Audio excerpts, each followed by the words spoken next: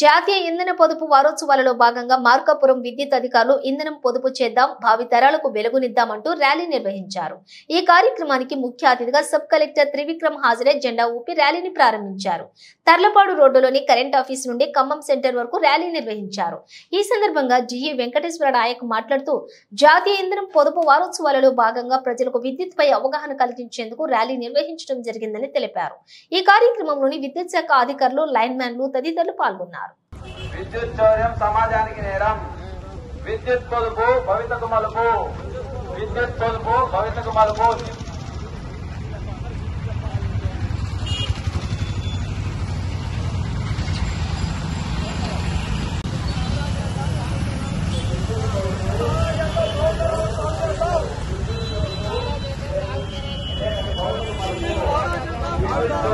సమాజానికి నేరం.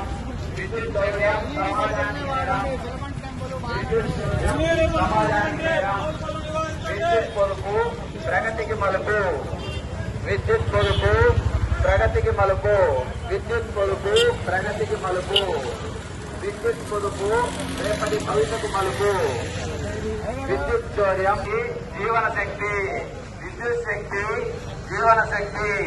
విద్యుత్ పొదుపు కండక్ట్ చేసి ఆ పిల్లల్లో కూడా ఈ యొక్క అవేర్నెస్ క్రియేట్ చేసే కార్యక్రమం కూడా జరపడం జరుగుతుంది. ఇందులో భాగంగా మన పట్టణంలో ఈరోజు ర్యాలీ నిర్వహించడం కొరకు మన యొక్క కార్యక్రమం విద్యుత్ జాతీయ సంస్థల ఓపీఎల్ వద్దు, ఎన్ఈడి ముద్దు, ఎలక్ట్రికల్ మీటర్ వద్దు, విద్యుత్ పొదుపు